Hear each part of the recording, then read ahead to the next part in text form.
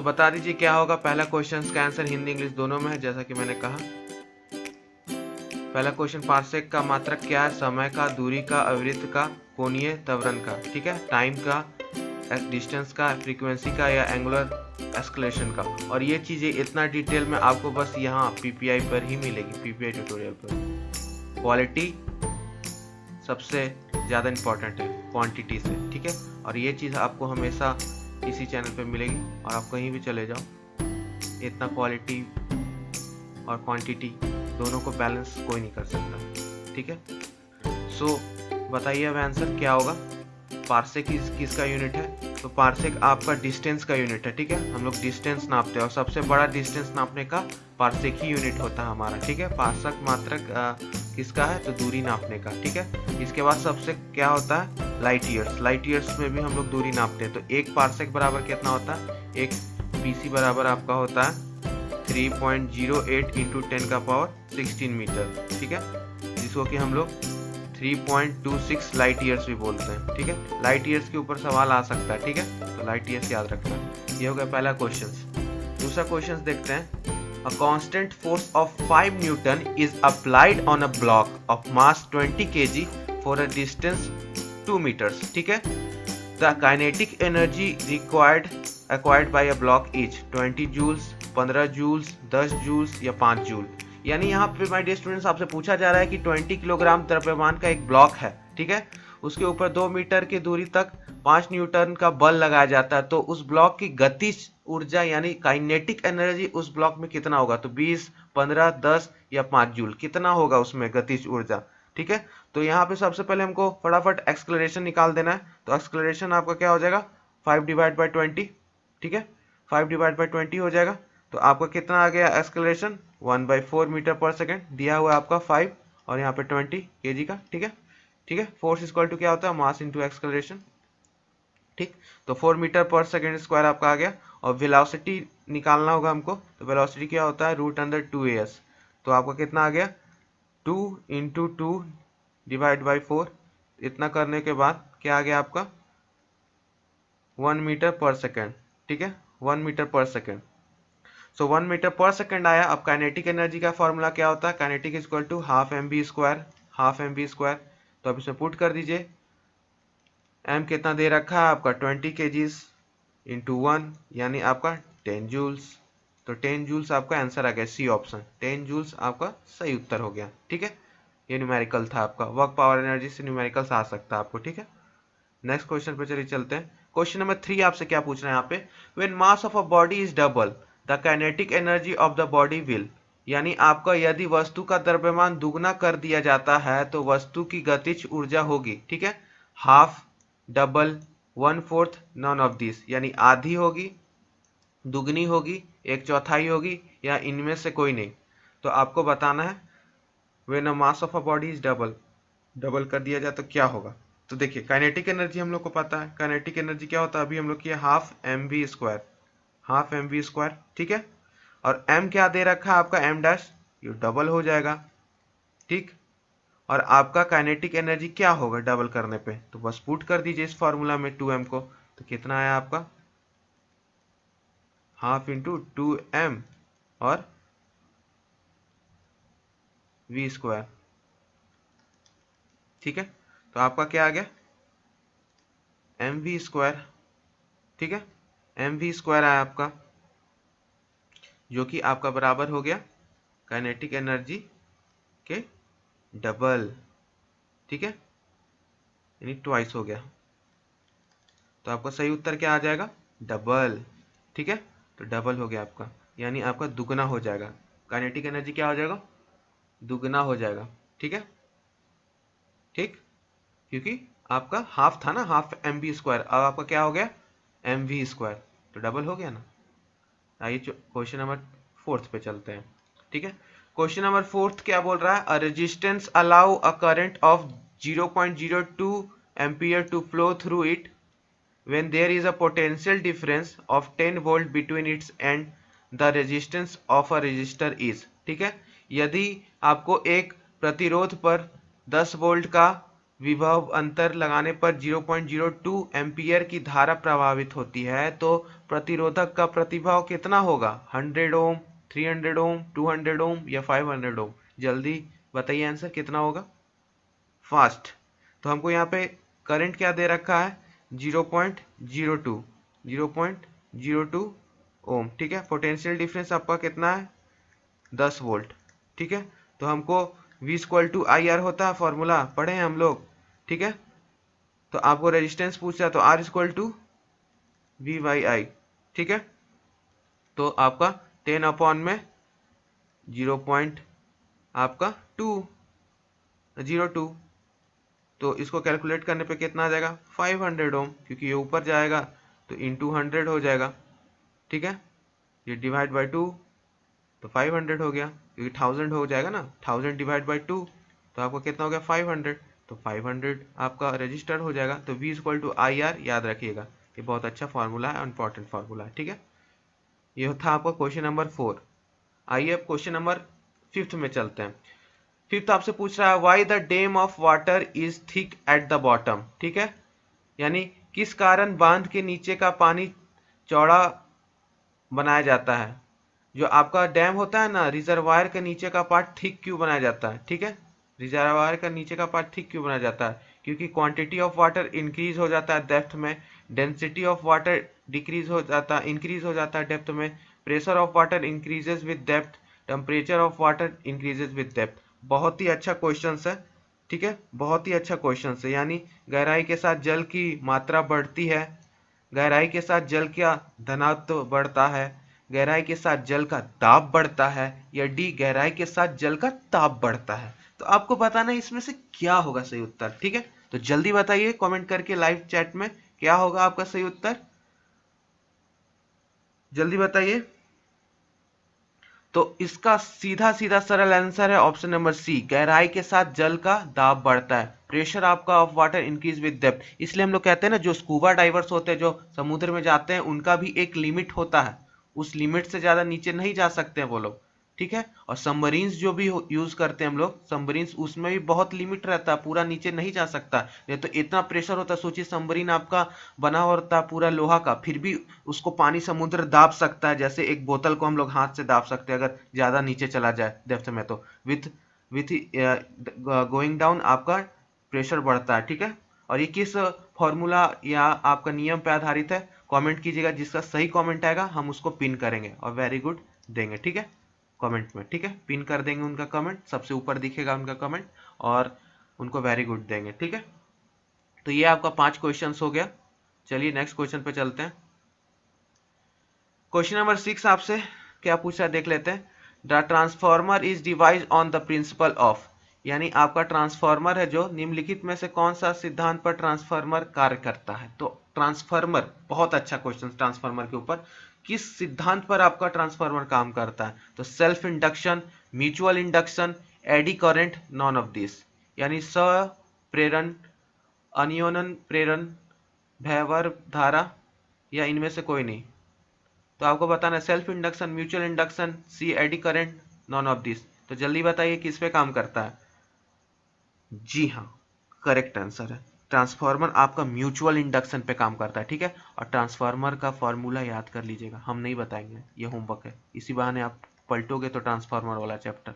ठीक है, जल्दी से लाइक कर दीजिए, इतना कम लाइक है, लाइक करिए। ठीक है, वीडियो को लाइक कर दीजिए। ठीक है, इतना तो आप कर ही सकते हो। ठीक है, फटाफट लाइक कर दीजिए सभी कोई, नहीं तो क्वेश्चन और हार्ड हार्ड लाएंगे। जल्दी जल्दी, हाँ चलिए आ जाइए।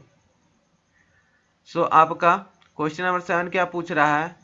क्वेश्चन नंबर 7 पूछ रहा है the weight of a floating body is equal to, यानी किसी तैरती वस्तु का भार बराबर होता है। पहला, अब थ्रस्ट और बायोंट फोर्स के चलते।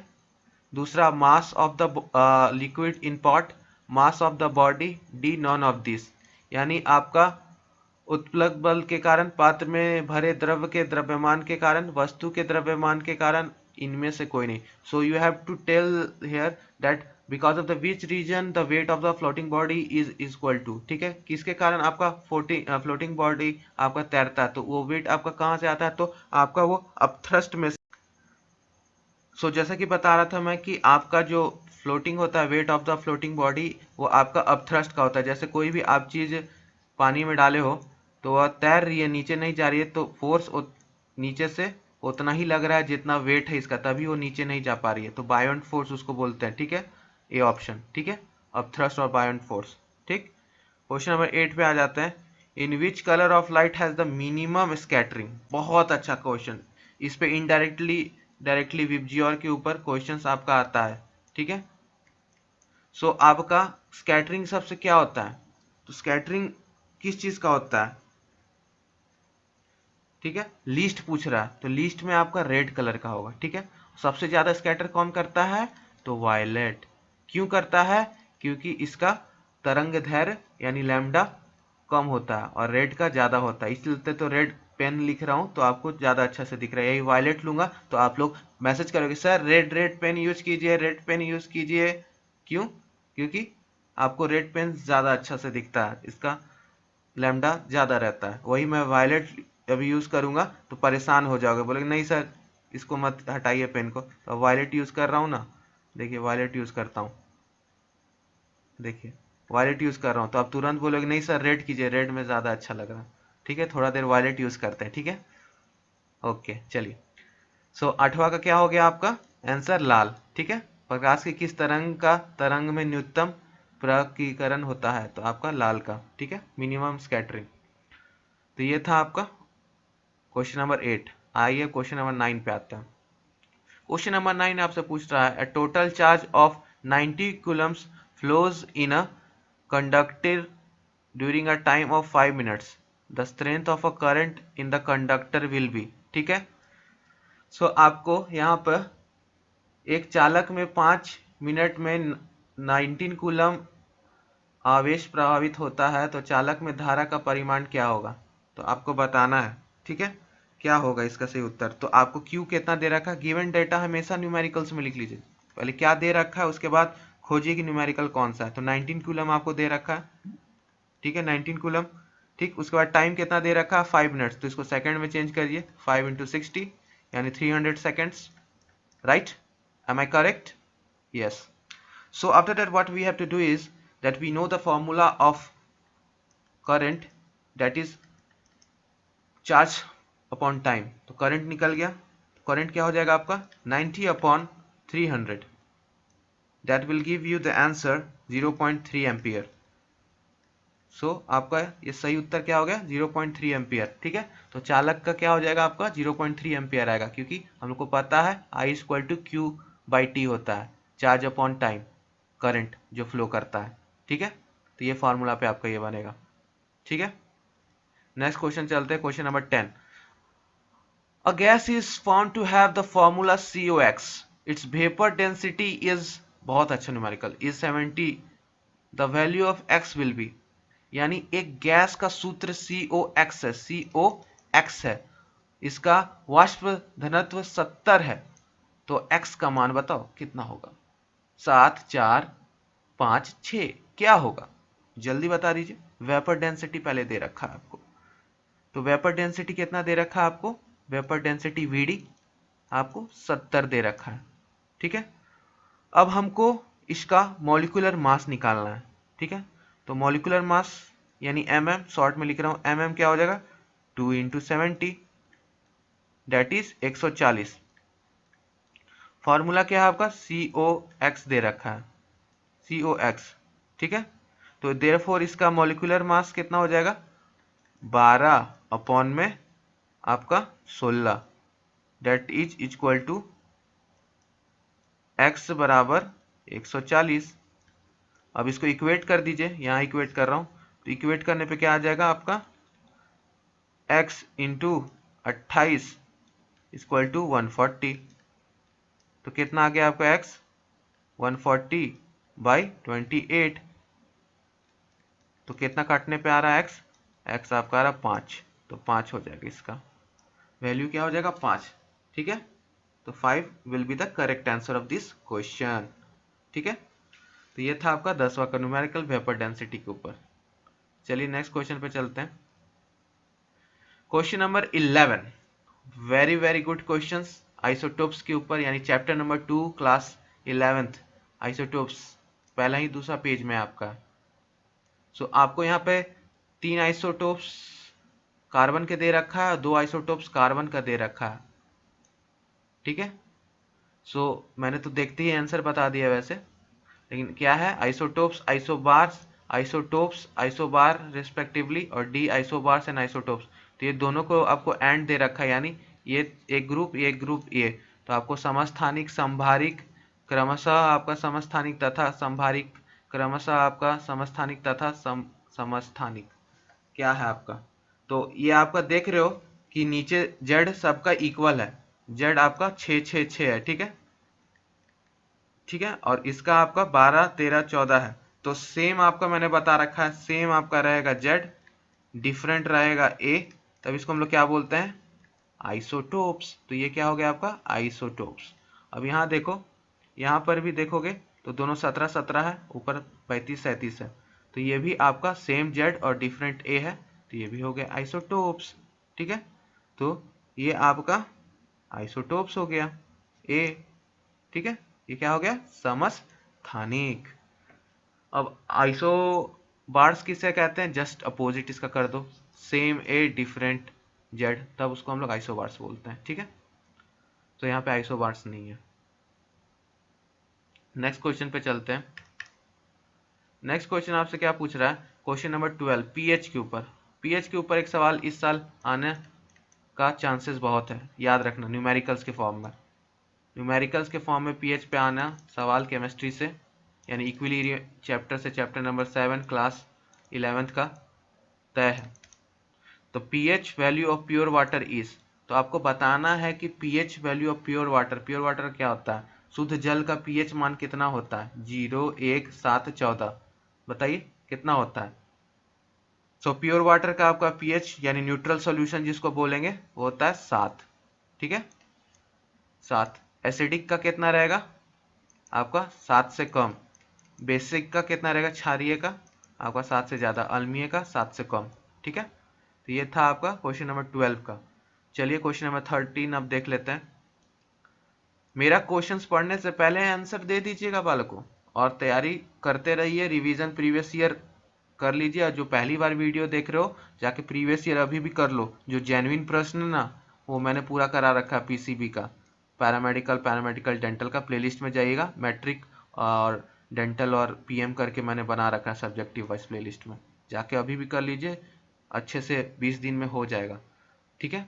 और अच्छा ही होगा, प्लेलिस्ट बना हुआ है, आपको उससे बहुत फायदा होगा, क्योंकि कहीं भी नहीं, मेजोरिटी में आपका कहीं भी आपको प्रीवियस ईयर्स नहीं सॉल्व कराया गया है प्लेलिस्ट बना के ईयर बाय ईयर, क्योंकि लोग नहीं कराना चाहते, क्योंकि आपको सब अदर जगह पे, अदर यूट्यूबर्स मतलब कहने का कि आपको वो असली क्वेश्चंस नहीं दिखाते हैं कि क्वेश्चंस क्या है, ये असली क्वेश्चंस नहीं है, ये आपका मॉडल है। असली क्वेश्चंस जाके 2020 का देखिए, न्यूमेरिकल्स भरा पड़ा है, न्यूमेरिकल्स फिजिक्स केमिस्ट्री में, लेकिन क्या दोनों क्वेश्चंस रिपीट होते हैं प्रीवियस ईयर से, ये भी साथ साथ बोल रहा हूँ। तो जो प्रीवियस ईयर्स कर लेगा उसका आधा काम हो जाएगा, ठीक है। सो मेटल क्या है, मेटल आपका which is considered as transition metals. So आपको बताना है जिंक, कैडमियम, मरकरी, स्कैंडियम, निम्नलिखित धातु में से कौन सा आपका संक्रमण धातु है, ट्रांजिशन मेटल है, जिंक, कैडमियम, पारा, स्कैंडियम। जस्ता क्या होगा बताइए, क्या होगा आपका। सो आपका जिंक हो गया, कैडमियम, मरकरी और स्कैंडियम में से बताना। तो जिंक, कैडमियम और मरकरी ये तीनों आपका क्या है, 3d10 इसका है इलेक्ट्रॉनिक विन्यास लास्ट में, ठीक है। तो ये आपका पूरा इलेक्ट्रॉनिक कॉन्फ़िगरेशन इसका हो रखा है, ठीक है। तो आपको यहाँ पे ट्रांजिशन मेटल्स के बारे में पूछ रहा है, ठीक है। सो आपका स्कैंडियम हो जाएगा ये, यानी स्कैंडियम का 21 होता है, यानी 4s2 3d1। तो ये ट्रांजिशन मेटल्स में आपका चला जाएगा इनकम्प्लीट डी ऑर्बिटल के वजह से, तो इसलिए इसको ट्रांजिशन मेटल्स में हम लोग डालते हैं, ठीक है।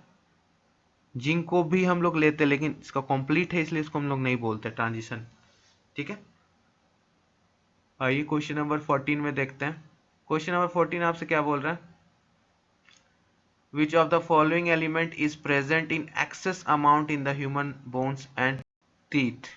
So आपको यहाँ पे पूछ रहा है निम्नलिखित में से कौन सा तत्व मानव हड्डी एवं दांतों में प्रचुर मात्रा में यानी एक्सेस अमाउंट में पाया जाता है? सोडियम, पोटेशियम, कैल्शियम या कार्बन? कौन सा है आपका?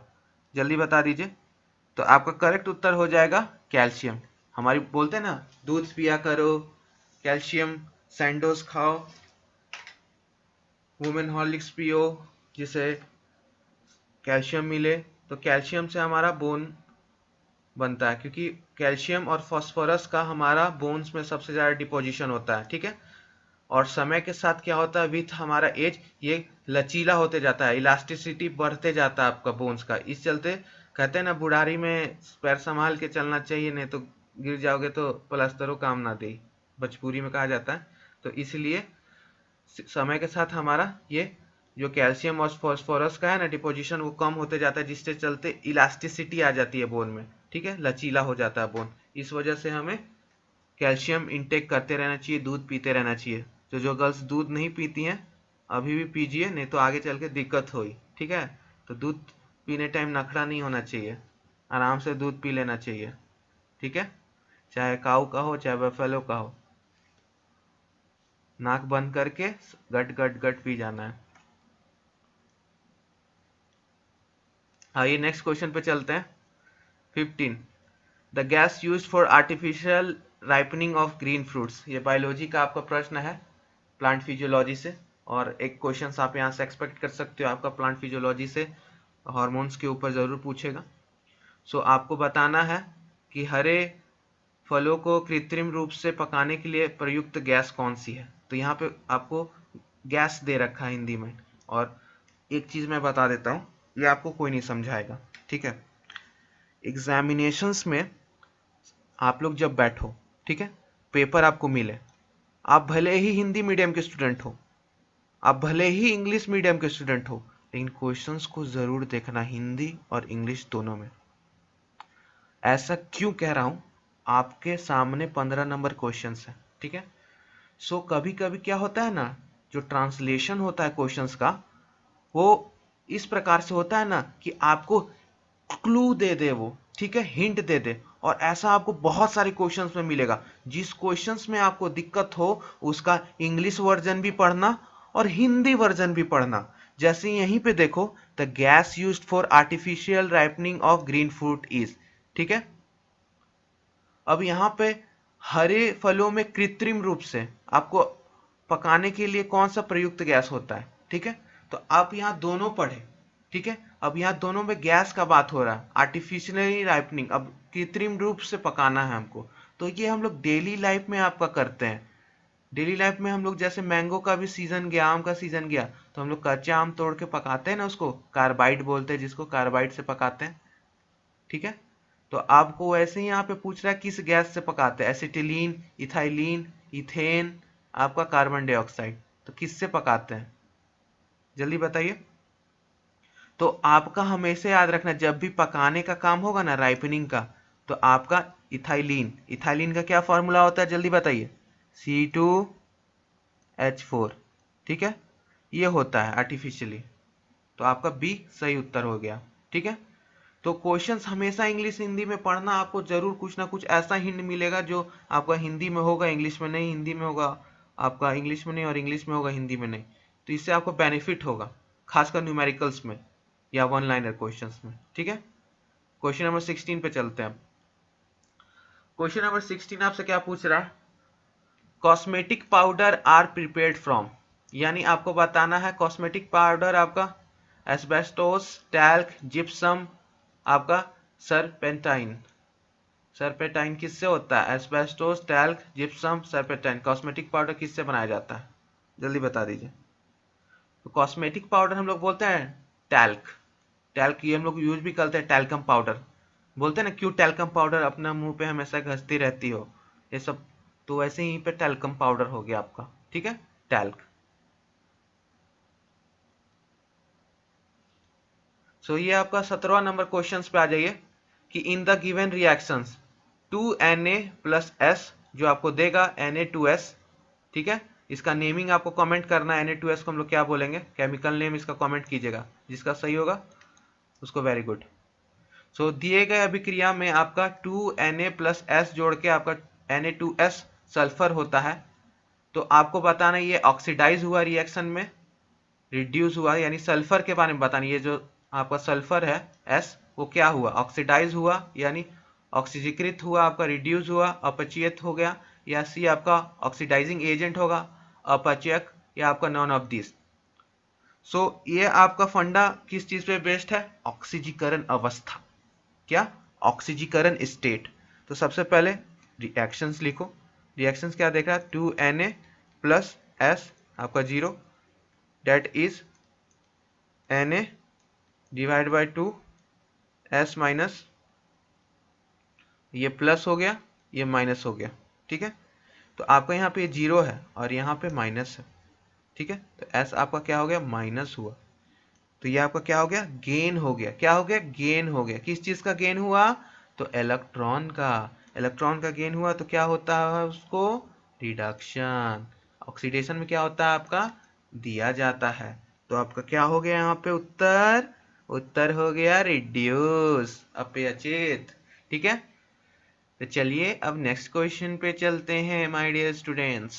सो नेक्स्ट क्वेश्चन आपसे यहाँ पे पूछा जा रहा है कि the mixture of CO and S2 is known as, यानी ये मैंने बहुत बार बता चुका, प्रीवियस ईयर्स में आ चुका, पैरामेडिकल मैट्रिक में, पैरामेडिकल डेंटल में, ये सबको याद हो चुका होगा जितने में स्टूडेंट्स ने प्रीवियस ईयर कर लिया है। सो आपको CO प्लस H2 हम लोग किस गैस को बोलते हैं, synthesis gas, B water gas, C producer gas, या बोथ A एंड B। तो मैंने आपको हमेशा बताया है कि सिंथेसिस गैस भी, यानी शॉर्ट में इसको क्या बोलते हैं, सिन गैस। सभी को याद है ना, यस टाइप कर दीजिए, कमेंट बॉक्स में यस टाइप कर दीजिए, हाँ वेरी गुड। सो आपका आपका सिन गैस और वाटर गैस दोनों बोलते हैं इसको, तो बोथ A एंड B, ठीक है। इसको हम लोग दोनों बोलते हैं, D, both A and B, ठीक है। प्रोड्यूसर गैस का फॉर्मूला होमवर्क है और कमेंट बॉक्स में कीजिएगा, ठीक है। कमेंट बॉक्स में प्रोड्यूसर गैस का डालना है आपको, ठीक है। जो जो डालेंगे उनका हम VVI वेरी गुड दे देंगे, ठीक है। जितना वेरी गुड लेना है बटोर लीजिए। बस 20 दिन बचे हैं आपके पास, जी लो जिंदगी जितनी जीनी है। ये 20 दिन आपसे कोई नहीं छीन सकता, और मैं नहीं सिखाऊंगा कि आपको ये 20 दिन कैसे पढ़ना है। आपको अपना मेहनत खुद करना है और खुद हासिल सफलता करना है, ठीक है। आ जाइए, compound that are needed for enzyme to function properly are, ठीक है। एंजाइम ठीक प्रकार से कार्य करेंगे, इसके लिए कौन सा यौगिक आवश्यक है, बफर, स्टेरॉइड्स, विटामिन्स, या heavy metals, buffer, steroid, vitamins, या भारी धातु। Compound that are needed for enzymes to function properly. तो ये आपका क्या होगा, इसका सही उत्तर जल्दी बता दीजिए। तो इसका सही उत्तर होगा आपका विटामिन्स। विटामिन्स के प्रेजेंस में आपका एंजाइम्स प्रॉपर्ली काम करते हैं, ठीक है। आपको एक बात याद होगी ना, शायद मुझे याद नहीं है, नहीं आप कंफर्म कर देना, मैं जस्ट अभी बता रहा हूँ। होलो एंजाइम, अब पता नहीं मुझे याद नहीं है, ओपो एंजाइम प्लस कोफैक्टर, सही है क्या। Holoenzyme equal to apoenzyme plus cofactor, एक बार बता देना, मुझे याद नहीं है, मैं भूल रखा हूँ, कंफ्यूज हूँ, आप बता देना, ठीक है। लेकिन इंपॉर्टेंट है ये।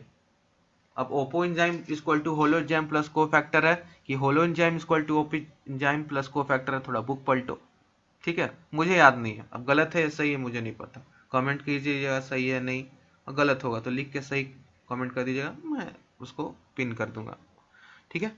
आइए क्वेश्चन नंबर 20 पे। 20 question, which of the following is commonly known as pond silk. बहुत अच्छा क्वेश्चन प्लांट किंगडम पे, प्लांट किंगडम से बउआ लोग एक क्वेश्चन आने वाला है, एनिमल किंगडम से भी एक क्वेश्चन आने वाला है, और कैसन क्वेश्चन रहेगा ये भी बता देते हैं, एग्जाम्पल के ऊपर आधारित। तो जितना भी एग्जाम्पल्स है प्लांट किंगडम, एनिमल किंगडम में, सभी रटी जाओ, सभी रटी जाओ, जितना एग्जाम्पल है सभी रटी जाओ, क्योंकि एक ना एक एग्जाम्पल के ऊपर आधारित क्वेश्चंस आएगा और आते हुए भी नहीं हो पाएगा। जैसे यहाँ पे पॉन्ड सिल्क करके पूछ दिया, ठीक है। तो पॉन्ड सिल्क किससे कहते हैं हम लोग? सो बताइए सुक्रोज किस किस शुगर से बना हुआ है? माल्टोज फ्रक्टोज से क्या, कि ग्लूकोज और फ्रक्टोज से? जल्दी बताइए, माल्टोज फ्रक्टोज से कि ग्लूकोज प्लस फ्रक्टोज? यानी आपका करेक्ट उत्तर क्या होगा? तो करेक्ट उत्तर होगा आपका ग्लूकोज प्लस फ्रक्टोज। तो ये दोनों नेचुरल शुगर है। ये कहाँ? शुगर गन्ना में पाया जाता है, शुगर केन में, ठीक है। तो ये नेचुरल हो गया, नेचुरली भी हमें मिलता है।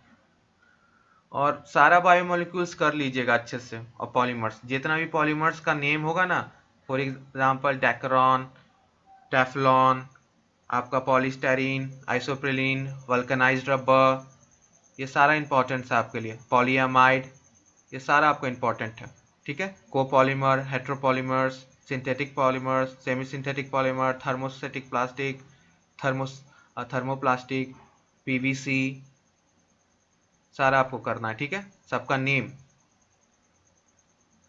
अरे आखिरी प्रश्न आज का मॉक टेस्ट का। और मॉक टेस्ट खत्म करने से पहले मॉक टेस्ट कैसी लगी कमेंट करके ज़रूर बता दीजिएगा और शेयर ज़रूर कीजिएगा, ठीक है। शेयर और सपोर्ट की बहुत आवश्यकता है आपकी, ठीक है। आपका सपोर्ट हमें बहुत ज़रूरी है, ठीक है। सो आइए लास्ट प्रश्न देख लेते हैं। मेहनत दिखती है तो सपोर्ट करिए, ठीक है। The tree properly known as green gold, but which is an ecological disaster? Eucalyptus, banyan, sea piper. None of this. 25 आपका क्या हो जाएगा? एक ऐसी वृक्ष जिसमें ग्रीन गोल्ड के नाम से जाना जाता है, लेकिन यह परिस्थिति के दृष्टि से विपरीत का सूचक है। तो आपको बताना कौन सा है ऐसा। सो आपका सही उत्तर क्या हो जाएगा? यूकेलिप्टस, ठीक है। Eucalyptus is your correct answer. So आज का मॉक टेस्ट आपको कैसा लगा, मॉडल पेपर सॉल्व करने में कैसा लगा, कमेंट करके ज़रूर बताइएगा। और इसी तरह के lectures, mock test, sample papers और आपका प्रीवियस ईयर सॉल्व करने के लिए पैरामेडिकल, पॉलिटेक्निक और ITI बिहार, झारखंड, यूपी तीनों स्टेट्स के लिए PBI को सब्सक्राइब करना ना भूलें। चलिए नेक्स्ट मॉडल पेपर में मिलते हैं और धीरे धीरे मॉडल पेपर का टफनेस बढ़ाते हैं, ठीक है। और आसमान की ऊंचाइयों तक ले जाते हैं और स्ट्रेस को नीचे ले आते हैं ग्राफ में, ठीक है। Bye bye and keep studying and keep doing hard work and all the best for the examinations. And सभी को thank you, teachers take care, सभी को thank you, God bless you all.